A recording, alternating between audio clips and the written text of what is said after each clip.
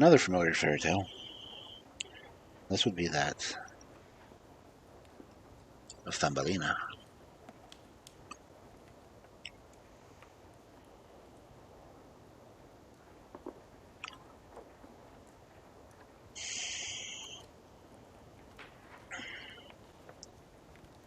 Once upon a time, there lived a young wife who longed exceedingly to possess a little child of her own. So she went to an old witch woman and said to her, "I wish so very much to have a child, a little tiny child. Won't you give me one, old mother?" "With all my heart," replied the woman. "Here's a barley corn for you. It is not exactly the same sort of those that grow in a farmer's fields, or that are given to fowls in the poultry yard. But do you sow it in a flower pot? Then you shall see what you shall see."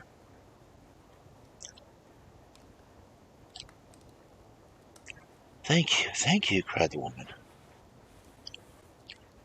And she gave the witch a silver sixpence. Ooh, nice. And then, having returned home, sowed the barley corn as she had been directed, whereupon a large and beautiful flower immediately shot forth from the flower pot.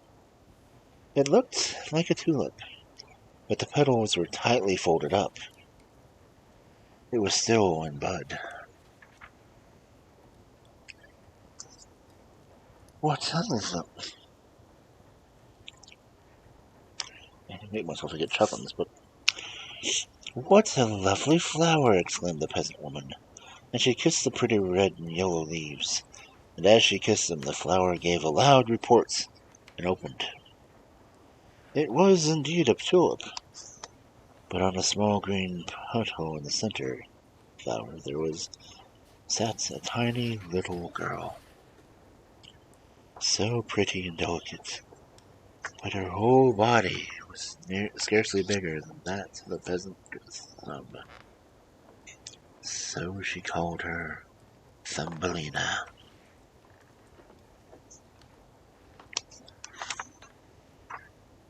A pretty varnished walnut shell was given to her as a cradle. Blue violet leaves served as her mattress, and a rose leaf was her coverlet. There she slept at night, but in the daytime she played on her table. The peasant wife had filled a plate with water, laid flowers in it, their blossoms bordering the edge of the plate, while the stalks lay in the water. On the surface floated a large tulip leaf, and on it Thumbelina might sit and sail from side to side of the plate, 2 white horsehairs having been given to her for oars. That looked quite charming. And Thumbelina could sing too, and she sang in such a sweet low tones that never were heard before. One night, while she was laying in her pretty bed, a great ugly toad came hopping in through the window of a broken pane. The toad was such a great creature, old and withered looking, and wet too. He hopped at once down onto the table where Thumbelina lay sleeping under the rose petal.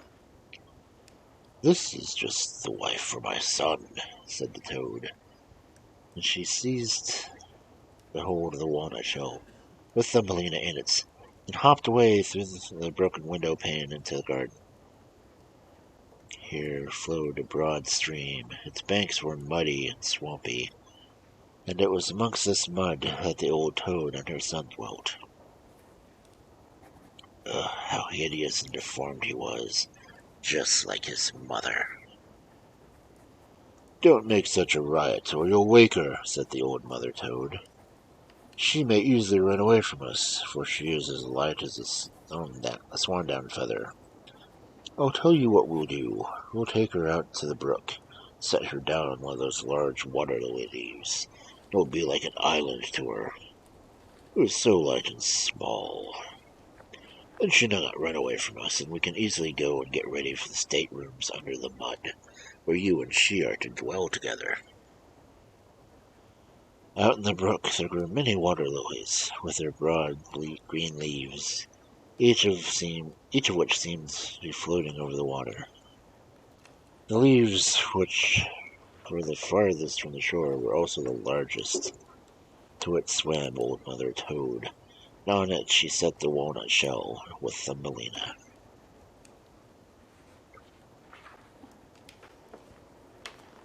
The poor little tiny creature awoke quite early the next morning, and when she saw where she was, she began to weep most bitterly, for there was nothing but water on all sides of the large green leaf, and she could in no way reach the land. Old Mother Toad was down in the mud, decorating her apartments with bushels and yellow buttercups, as to make such quite gay and tidy to receive her new daughter-in-law. At last she and her frightful son swam together to the leaf where she had left Thumbelina. They wanted to fetch the pretty cradle and place it for her in the bridal chamber before she herself was conducted into it. The old Mother Toad bowed low in the water and said to her, "Here is my son. He is to be thy husband, and you will dwell together so comfortably down in the mud." Grogs, grogs, brickeke, was all her son could say. Then they took the neat little bed and swam away with it, while Thumbelina sat alone on the green leaf, weeping. For she did not like the thought of living with the withered old toad, and having her ugly son for a husband. Can you blame her? The little fishes that were swimming to and fro in the water beneath had heard what Mother Toad had said, so now they put up their heads. They wanted to see the little maid. And when they saw her, they were charmed with her delicate beauty, and it vexed them so much that the hideous toad should carry her off. No, that should never be. They surrounded the green stalk on the water, whereupon rested the water lily leaf, and gnawed it asunder with their teeth. And then the leaf floated away down the brook, with Thumbelina on it. Away, far away from the old toad could not follow. Thumbelina had sailed past so many places, and the wild birds among the bushes saw her and sang, "Oh, what a sweet little maiden!" On and on. Farther and farther floated the leaf. Thumbelina was on her travels. A pretty little white butterfly kept floating around and around her, and at last it settled down on the leaf, for he loved Thumbelina so very much, and she was so pleased. There was nothing to trouble her now that she had no fear of the old toad pursuing, and wherever she sailed everything was so beautiful, for the sun shone down on the water, making it bright as liquid gold. And now she took off her sash and tied one end of it around the butterfly, fastening the other end firmly to the leaf. On floated the leaf, faster and faster, Thumbelina with it. Presently a great cockchafer came buzzing past. He caught sight of her and immediately fastened his claw around her tender waist, and flew up to a tree with her. But the green leaf still floated down the brook, with the butterfly on it. He was bound to the leaf and could not get loose. Oh, how terrified the poor Thumbelina was when the cockchafer carried her up in the tree.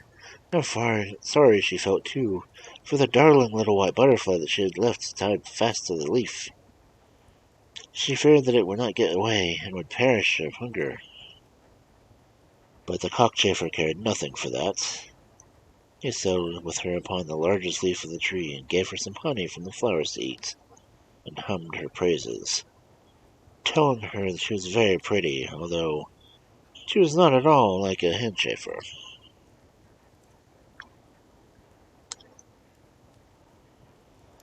And by all the other chafers who lived in the tree came by to pay her a visit. They looked at Thumbelina, and then one Miss Henchafer drew one of her feelers, saying, "She only has 2 legs! What miserable looks! She has no feelers," cried another. "See how thin and lean her waist is. She's just like a human being, said the third. How very, very ugly she is. At last cried all the lady chafers in chorus. The chafer who had carried off Thumbelina still could not persuade himself that she was otherwise than pretty. But, as all the rest kept repeating and insisting that she was ugly, he at last began to think that he must not be right, and determined to have nothing more to do with her. She might go wherever she would, for aught he cared. And so the whole swarm flew down from the tree with her, and set her on the daisy. Then she wept because she was so ugly that the lady chafers would not keep company with her, and yet Thumbelina was the prettiest little creature that could have ever been imagined, soft and delicate, and as transparent as the loveliest rose leaf. All the summer long, poor Thumbelina lived alone in the wide world. She wove herself a bed of straw grass and hung it underneath a large burdock leaf which sheltered her from the rain. She dined off of honey from the flowers, and drank from the dew of the every morning spangled leaves and herbs around her. Thus passed the summer and autumn. But then came winter, a cold, long winter. All the birds who had sung so sweetly to her flew away. Trees and flowers withered. The large burdock leaf under which Thumbelina had lived rolled itself up and became a dry yellow stalk.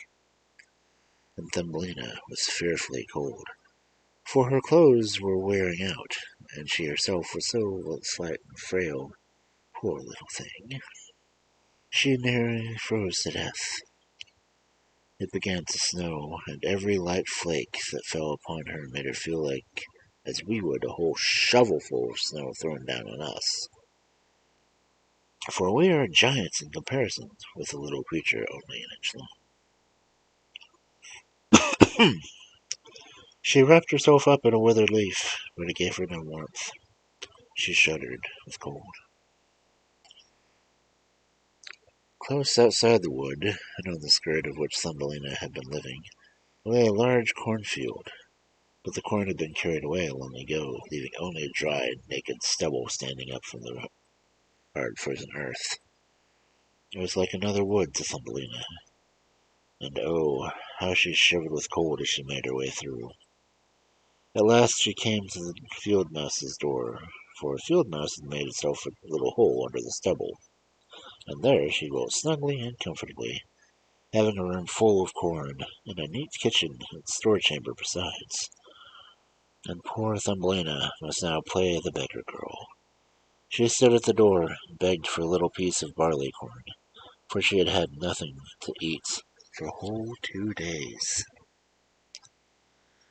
"Thou poor little thing," said the field mouse, who was indeed a thoroughly good-natured old creature, "come into my warm room and dine with me." And as soon as she took a great liking to Thumbelina, she proposed to her to stay. "You may dwell with me all winter if you will, but keep my room clean and neat and tell me stories, for I love stories dearly." And Thumbelina did all that the kind old field mouse required of her, and was made very comfortable in her new abode. "We shall have a visitor presently," observed the field mouse. "My next-door neighbor comes to see me once every week. He is better off than I am. He has large rooms in his house, and wears such a black velvet cloak. It would be a capital thing for you if you could secure him for your husband. But unfortunately he is blind. He cannot see you. You must tell him you are the prettiest stories you know."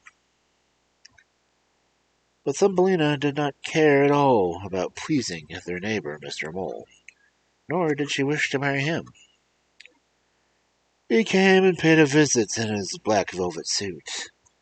He was so rich and so learned, and the field mouse declared his domestic offices were 20 times larger than hers. But the sun and pretty flowers he could not endure. He was always abusing them, though he had never seen either. Thumbelina was called upon to sing for his amusement, and by the time she had sung, Lady bird, fly away home, and our friar of orders Grey, the mole had quite fallen in love with her through the charm of her sweet voice. However, he said nothing. He was such a prudent and cautious animal. He had just begun digging a long passage through the earth from their house to his, and now gave permission to the field mouse and Thumbelina to walk in as often as they had liked. However, he bade them not be afraid of the dead bird that lay in the passage. It was a whole bird, with beak and feathers entire, and therefore he supposed it must have died quite lightly at the beginning of the winter, and had been buried just in the place where he had begun to dig his passage. The mole took a piece of tinder, which shines as though fire in the dark, in his mouth, and went on first to light his friends through the long dark passageway. And when they came to the place where the dead bird lay, he thrust his broad nose up against the ceiling and pushed up the earth, so as to make a great hole for the light to come through.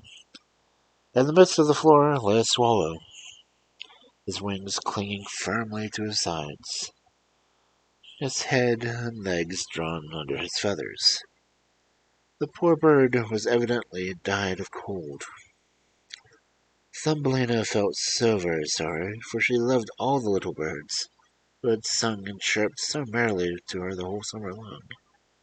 But the mole kicked it with his short legs, saying, "Here's a fine end to all its whistling. Miserable thing, it must have been born a bird. None of my children will be birds, that's a comfort. Such creatures have nothing but their quivet, and must be starved to death in the winter." "Yes, indeed, a sensible animal like you may well say so," returned the field mouse. "What has a bird got by all its chirping and chirruping? When winter comes it must starve or freeze. Such a great creature, too." Thumbelina said nothing, but when the two others had turned their backs upon the bird, she bent over it, smoothed down the feathers, and covered its head. Then she kissed its closed eyes. "Perhaps it was this one that sang so beautifully to me in the summer-time," she thought. "How much pleasure it has given me. The poor, dear, dear bird." The mole now stopped up the hole with which the daylight had pierced, and followed the ladies home. But Thumbelina could not sleep that night, so she got out of her bed and wove a carpet out of the hay. Then she went out and spread it over the dead bird. She also fetched some soft cotton from the field mouse's room, which she laid over the bird, that it might be warm until mid-cold air. "Farewell, thou dear bird," she said. "Farewell, and thanks for thy beautiful song in the summer-time, when all the trees were green, and the sun shone so warmly on us." And she pressed her head against the bird's breast. I was terrified to feel something beating within it. It was the bird's heart. The bird was not dead. It had laid in swoon, and now that it was warmer, life had returned.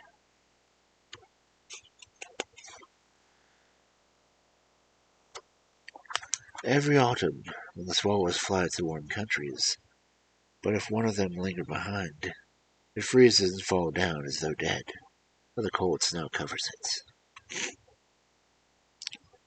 Thumbelina trembled with fright, for the bird was very large compared to her, who was only an inch in length. However, she took courage and laid the cotton more closely to the poor swallow, and fetched a leaf which had served itself as a coverlet, and spread it over the bird's head. The next night she stole out again, and found that the bird's life had quite returned, though it was so feeble that only for one short moment could it open its eye to look at Thumbelina, who stood by with a piece of tinder in her hand. She had no other lantern. "Thanks to thee, thou sweet little child," said the sick swallow. "I feel delightfully warm now. Soon I shall recover my strength and be able to fly again, out into the warm sunshine." "Oh no," she replied. "It is too cold without. It snows and it freezes. Thou must stay in the warm bed, and I will take care of thee." She brought the swallow water in a flower petal, and he drank. Then he told her how he had torn one of his wings in a thorn bush, and therefore could not fly fast enough to keep up with the other swallows when they were migrating to the warm countries. He had at last fallen to earth, and more than that he could not remember. He did not know how he had gotten underground. However, in the underground he remained all winter long, and Thumbelina was kind to him and loved him dearly.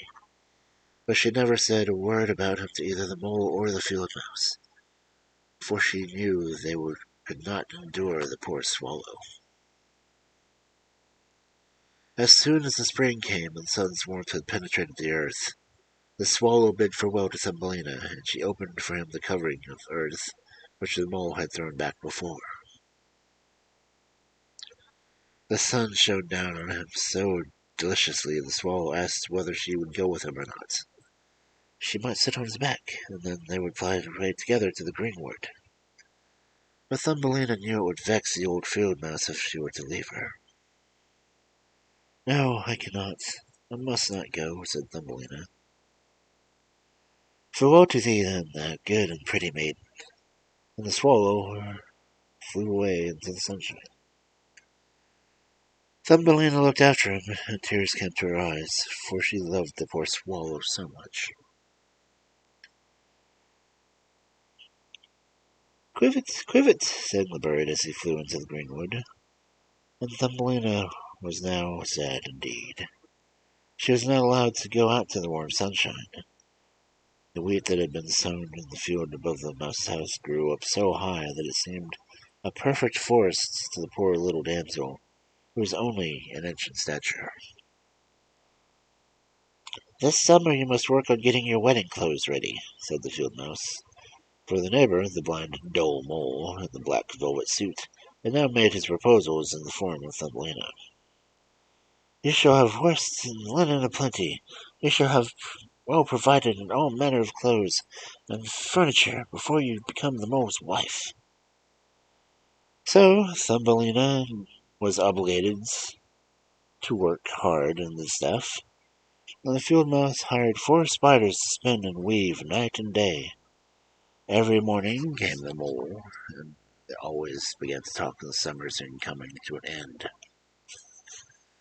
And then that, when the sun would no longer shine so warmly, scorching the earth till it was day as dry as stone, then his nuptials with Thumbelina would take place. This sort of conversation did not please her at all. She was thoroughly wearied of his dullness and his prating. Every morning when the sun rose, and every evening when it set, she used to steal out to the door, and when the wild wind blew the tops of the corns aside, she knew that she could see the blue sky through the opening. She thought how beautiful and bright it was out there, and wished most fervently to see the dear swallow once more. But he never came. He must have been flying far away in the beautiful greenwood. Autumn came, and Thumbelina's wedding clothes were ready. "4 more weeks, and you shall be married," said the field mouse. But Thumbelina wept, and said she worried that meant she did not want to marry the mole. "Fiddlestick!" exclaimed the field mouse. "Don't be obstinate, child, or I shall bite thee with my white teeth. He's not handsome, pray. Why, the queen has not so much a black velvet dress as he wears. And isn't he rich? Rich both in kitchens and cellars. Be thankful to get such a husband." So Thumbelina must be married. The day was fixed and arrived. The mole had already come to fetch his bride, and she must dwell with him, deep under the earth, never again to come out to see the warm sunshine which she loved so much, and which he could not endure. The poor child was in despair at the thought she must now bid farewell to the beautiful sun of which she had at least been allowed to catch a glimpse of every now and then. She lived with a field mouse. Farewell, thou glorious sun, she cried, throwing her arms up into the air. As she walked on the little way beyond the field mouse's door, the corn was already reaped, and only the dry stubble surrounded her. Farewell, farewell, repeated she as she clasped her tiny arms around a little red flower that grew there. Greet the dear swallow for me, if thou shouldst see him. Scrivet, scrivet! There was a fluttering of wings just over her head. She looked up, and behold, the little swallow was flying past. And how pleased he was when he perceived Thumbelina.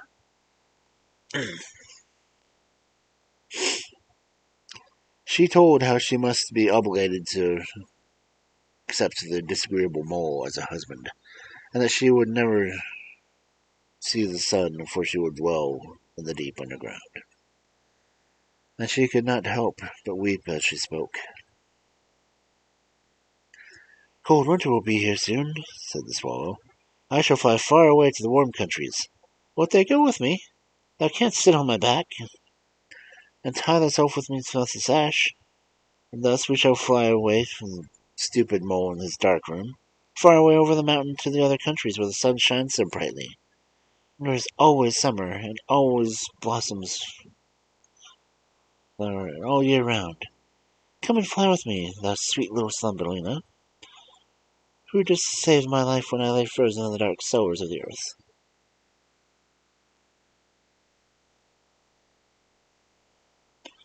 Yes, I will go with thee, said Thumbelina, and she seated herself upon the bird's back, her feet resting on his outspread wings. She tied her girdle firmly around the strongest feathers, and then the swallow soared high into the air and flew away over forest and over lake, over mountains whose crests are covered with snow all year round. How Thumbelina shivered as she breathed the keen frosty air. However, she soon crept down under the bird's warm feathers, her head still peering forth, eager to behold all the glory and beauty beneath her. At last they reached the warm countries. There the sun shone more brightly than native climates. Heaven seemed twice as high and twice as blue, and ranging along the sloping hills grew in rich luxuriance the loveliest green and purple grapes. Citrons and melons were seen in the groves. The fragrance of myrtles and balsams filled the air, and by the wayside gamboled groups of pretty, merry children, chasing large, bright-winged butterflies. But the swallow did not rest there. He flew on, and still seemed to grow more and more beautiful. Near a calm blue lake, overhung by lofty trees, stood a half-ruined palace of white marble, built in times long past. Vine wreaths trailed up long, slender pillars, and on the capitals, among the green leaves and waving tendrils, many a swallow had built a nest, and one of the nests belonged to the swallow whose back Thumbelina was riding. This is my house, said the swallow, but if thou wouldst rather choose for thyself one of the most splendid flowers glowing beneath us, I will take thee there, and thou shalt make thy home in the loveliest of them all. That would be charming, exclaimed she, clapping her tiny hands. On the green turf beneath lay the fragments of white marble column, which had fallen to the ground, and around these fragments twined some beautiful large white flowers. The swallow flew down with Thumbelina and set her on one of the broad petals. But what was her surprise when she saw sitting in the very heart of a flower a little mannikin, fair and transparent as though he were made of glass, wearing the prettiest gold crown on his head, and the brightest, most delicate wings on his shoulders, yet scarcely one whit larger than Thumbelina herself. He was the spirit of the flower. In every blossom there dwelt one such fairy youth and maiden, and this one was the king of all these flower spirits. Oh, how handsome he is, this king, whispered Thumbelina to the swallow. The fairy prince was quite startled at the sudden descent of the swallow, who was a sort of giant compared to him. But when he saw Thumbelina, he was delighted, for she was the loveliest maiden he had ever seen. He took off his gold crown and set it upon her head, and asked her name and whether she would be his bride, reign over as queen over all the flower spirits. You see, this was quite a different bridegroom from the son of the ugly toad, with a blind mole on his black velvet coat. So Thumbelina replied yes to this beautiful prince, and then the lady and gentleman fairies came out, each from a separate flower, to pay their homage to Thumbelina. So gracefully and courteously she paid their homage, and every one of them brought her a present. But the best of all the presents was a pair of transparent wings. There they fastened on Thumbelina's shoulders, and enabled her to fly from flower to flower. That was the greatest of pleasures, and the little swallow sat in his nest above and sang to her his sweetest song. In his heart, however, he was very sad, for he loved Thumbelina, and would have wished her never part from him. "Thou shalt no longer be called Thumbelina," said the king of the flowers, "for it is not a pretty name. And thou art so lovely, we shall call thee Maia." "Farewell, farewell," sang the swallow, and away he flew from the warm countries, far back to Denmark. There he had a little nest just over the man, to write stories for children. "Quivet, quivet, quivet," he sang to him, and from him we have learned this story.